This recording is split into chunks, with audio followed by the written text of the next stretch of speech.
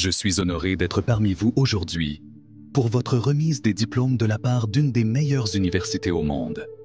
Je n'ai jamais été diplômé d'études supérieures. En fait, aujourd'hui, c'est la première fois de ma vie que j'ai réussi à m'approcher autant d'une remise de diplôme. Et je veux vous raconter 3 histoires de ma vie. Juste ça. Pas de grand ramdam. Juste 3 histoires. La première histoire parle de connecter les points. Après 6 mois, j'ai abandonné mes études au Reed College. Mais j'y suis resté en tant qu'auditeur libre pour 18 mois de plus, avant que je n'abandonne définitivement. Mais pourquoi est-ce que j'ai arrêté? Cela a commencé avant ma naissance. Ma mère biologique était une jeune étudiante non mariée, et elle a décidé de me faire adopter. Elle tenait vraiment à ce que je sois adopté par des personnes diplômées d'études supérieures. Et tout a été arrangé pour que je sois adopté, dès ma naissance, par un avocat et sa femme. Mais quand j'ai pointé le bout de mon nez, ils décidèrent à la dernière minute qu'ils voulaient vraiment une fille. Alors mes parents, qui étaient en liste d'attente, reçurent un coup de fil dans la nuit leur demandant « Nous avons un bébé garçon non prévu. Le voulez-vous » Ils répondirent « Bien sûr ». Ma mère biologique découvrit plus tard que ma mère n'avait pas de diplôme d'études supérieures et que mon père n'avait même pas son bac. Elle refusa alors de signer les papiers d'adoption. Ce n'est que plusieurs mois après qu'elle accepta, après que mes parents lui aient promis qu'ils me feraient faire des études. Et 17 ans après, c'est en effet ce que je fis. Mais, naïf que j'étais, j'avais choisi une université. Reed College qui coûtait presque aussi cher que Stanford. Et toutes les économies de mes parents qui gagnaient peu étaient dépensées en frais de scolarité. Après 6 mois, je n'en voyais plus l'intérêt. Je n'avais aucune idée de ce que je voulais faire de ma vie, et aucune idée sur l'aide que l'université pourrait m'apporter dans cette question. Et j'y étais, en train de dépenser l'argent que mes parents avaient économisé toute leur vie. Alors j'ai décidé d'abandonner mes études et de me dire que tout allait s'arranger. C'était plutôt effrayant, comme décision. Mais quand j'y repense, c'est une des meilleures décisions de toute ma vie. Dès que j'ai décidé d'abandonner, j'ai pu arrêter les cours obligatoires qui ne m'intéressaient pas et commencer des cours qui me semblaient intéressants. Ce n'était pas paradisiaque. Je n'avais pas de logement à la cité universitaire. Alors je dormais sur le sol de la chambre de copains. Je collectais les bouteilles de coca pour récupérer les 5 cents de consigne et m'acheter de quoi manger. Et chaque dimanche soir, je faisais 10 km à pied, traversant la ville pour aller consommer un bon repas au temple Hare Krishna. J'ai adoré ça.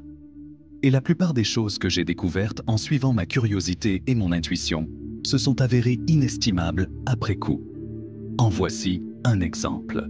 Le Reed College offrait à cette époque ce qui était probablement la meilleure formation à la calligraphie de tous les États-Unis. Partout sur le campus, chaque affiche, chaque étiquette était superbement calligraphiée à la main. Sachant que j'avais abandonné, et donc que je n'avais plus à suivre les cours obligatoires, je me suis inscrit à un cours de calligraphie pour apprendre comment faire. J'ai appris les lettres sérif et sans sérif, l'espace variable qui existait entre les différentes lettres, et toutes les choses qui rendent la calligraphie superbe. J'y trouvais la beauté, l'histoire et l'art d'une manière subtile que la science ne pourra jamais appréhender. C'était fascinant. Rien de tout cela n'avait l'ombre d'une chance de pouvoir être utile dans ma vie. Mais 10 ans après, tandis que nous étions en train de concevoir le premier ordinateur Macintosh, tout cela m'est revenu. Et nous l'avons intégré dans le Mac. C'était le premier ordinateur avec une belle typographie. Si je ne m'étais pas inscrit en auditeur libre à ce cours d'université, le Mac n'aurait jamais eu différentes polices de caractères, ou des polices à espacement variable. Et comme Windows ne fait que copier le Mac, cela signifie qu'aucun ordinateur n'aurait eu ces polices. Si je n'avais pas abandonné mes études supérieures, je ne me serais pas inscrit dans ce cours de calligraphie, et les ordinateurs personnels n'auraient peut-être pas eu la belle typographie qu'ils sont aujourd'hui. Bien sûr, il était impossible de connecter ces points par avance quand j'envisageais mon avenir à cette époque. Mais ce fut très clair quand je regardais en arrière. 10 ans plus tard, je le répète, vous ne pouvez pas connecter les points quand vous regardez vers l'avenir. Vous ne pouvez le faire qu'en regardant le passé. Alors vous devez être confiant. Les points vont se connecter entre eux à l'avenir. Vous devez avoir confiance en quelque chose. Vos tripes, votre destin, karma, quoi que ce soit. Cette manière de faire ne m'a jamais déçu, et elle a fait toute la différence dans ma vie. Ma deuxième histoire parle d'amour et de perte. Et j'ai eu de la chance. J'ai trouvé rapidement ce que j'aimais faire dans la vie. Woz, Steve Wozniak, et moi avons démarré Apple dans le garage de mes parents quand j'avais 20 ans. Nous avons travaillé dur, et en 10 ans, Apple a changé. De 2 personnes dans un garage, c'est devenu une société de 4000 salariés avec des ventes de 2 milliards de dollars. L'année précédente, nous venions de lancer notre meilleure création, le Macintosh, et je venais d'avoir 30 ans. Et là, j'ai été viré. Comment peut-on être viré de la société qu'on a créée? Eh bien, comme Apple se développait, nous avons embauché quelqu'un dont je pensais qu'il était très doué pour gérer la compagnie avec moi, et la première année, les choses se passèrent très bien. Mais bientôt, nos visions de l'avenir commencèrent à diverger et finalement, nous nous sommes fâchés. Quand cela arriva, notre conseil d'administration se rangea à ses côtés. Aussi, à 30 ans, j'ai été mis dehors. De manière extrêmement médiatisée. Ce qui avait été l'enjeu de toute ma vie d'adulte avait disparu. Et j'étais dévasté. Pendant plusieurs mois, je n'ai vraiment pas su quoi faire. Je sentais que j'avais déçu la précédente génération d'entrepreneurs. Que j'avais lâché le témoin qu'ils m'avaient transmis.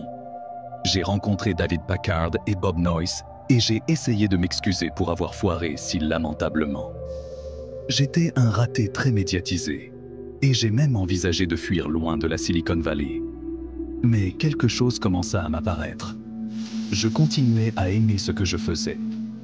Ce qui s'était passé chez Apple n'avait rien changé du tout à cela. J'avais été conduit, mais j'étais toujours amoureux. Alors j'ai décidé de recommencer. Je ne l'ai pas vu comme ça à ce moment. Mais mon licenciement d'Apple a été une meilleure chose qui me soit arrivée. Le poids du succès a été remplacé par la légèreté du nouveau débutant, celui qui n'était plus aussi sûr de rien. Cela m'a libéré et m'a permis d'entrer dans une des périodes les plus créatives de ma vie. Dans les 5 années suivantes, j'ai créé une société appelée Nexté, une autre appelée Pixar.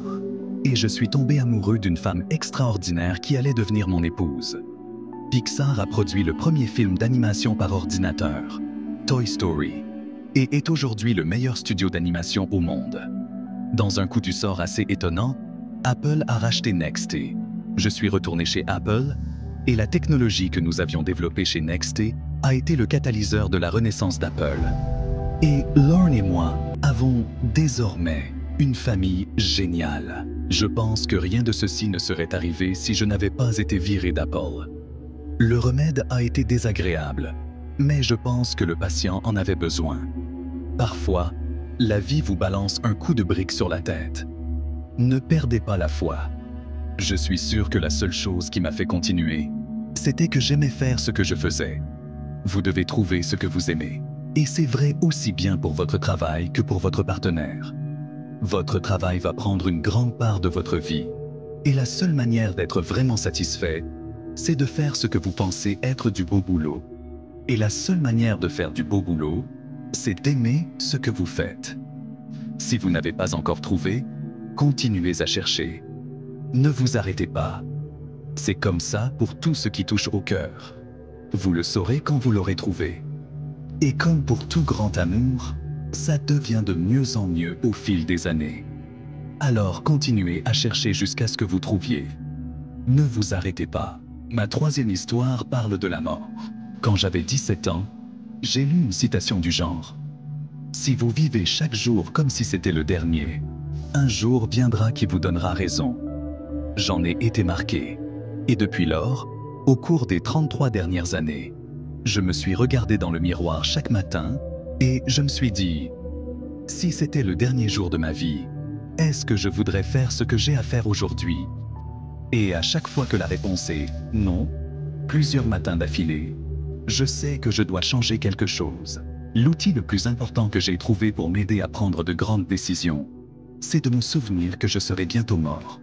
Parce que presque tout, ce qu'on espère des autres, l'orgueil, la peur d'être ridicule ou de se planter, tout cela disparaît face à la mort.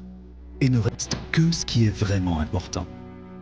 Pour éviter le piège de penser que vous avez quelque chose à perdre, le meilleur moyen est de vous rappeler que vous allez mourir. Vous êtes déjà né. Alors autant suivre votre cœur. Il y a 1 an, on m'a diagnostiqué un cancer. J'ai subi un scanner à 7h30 du matin, qui révélait une tumeur sur mon pancréas. Je ne savais même pas ce qu'était un pancréas. Les docteurs m'ont dit que c'était presque certainement un cancer incurable et que je devais m'attendre à vivre juste 3 à 6 mois. Mon docteur m'a conseillé de rentrer chez moi et de mettre mes affaires en ordre, ce qui est le langage codé des docteurs pour dire que je devais me préparer à mourir. Cela signifie de dire à vos enfants en quelques mois toutes les choses dont vous pensiez que vous auriez 10 ans pour leur dire. Cela signifie de tout préparer de telle sorte que ce soit le plus facile possible pour votre famille. Cela signifie de faire vos adieux. J'ai vécu avec ce diagnostic toute la journée. Le soir même, j'ai eu une biopsie. Ils m'ont plongé un endoscope dans la gorge, passé mon estomac, puis mes intestins. Ils ont enfoncé une aiguille dans mon pancréas et ont récupéré quelques cellules de la tumeur. J'étais anesthésié, mais ma femme qui était présente m'a dit que quand ils ont examiné les cellules au microscope, les médecins en ont pleuré, parce que c'était en fait une forme très rare de cancer du pancréas qu'on peut soigner par la chirurgie. J'ai été opéré, et je vais bien maintenant. Ce fut le moment où j'ai été le plus proche de la mort, et j'espère ne pas revivre ça avant plusieurs dizaines d'années. Après ce que j'ai vécu, je peux désormais vous le dire avec un peu plus de certitude que quand la mort était un concept certes utile, mais purement intellectuel. Personne ne veut mourir. Même ceux qui veulent aller au paradis ne veulent pas mourir pour y aller. Et pourtant, la mort est notre destination finale à tous. Personne n'y a jamais échappé. Et c'est comme cela que les choses doivent être, car la mort est probablement la meilleure invention de la vie. C'est l'agent du changement de la vie. Elle supprime le vieux pour laisser la place aux jeunes. Aujourd'hui, le nouveau c'est vous, mais un jour qui n'est pas très éloigné, vous deviendrez le vieux et serez éliminé. Désolé d'être aussi mélodramatique, mais c'est la vérité. Votre temps est limité. Alors ne le perdez pas à vivre la vie de quelqu'un d'autre. Évitez d'être piégé par le dogme, c'est-à-dire vivre sur les résultats des pensées des autres. Ne laissez pas votre voix interne être noyée par le bruit des opinions des autres. Et plus important que tout, ayez le courage de suivre votre cœur et votre intuition. Eux savent déjà ce que vous voulez réellement devenir. Tout le reste est secondaire.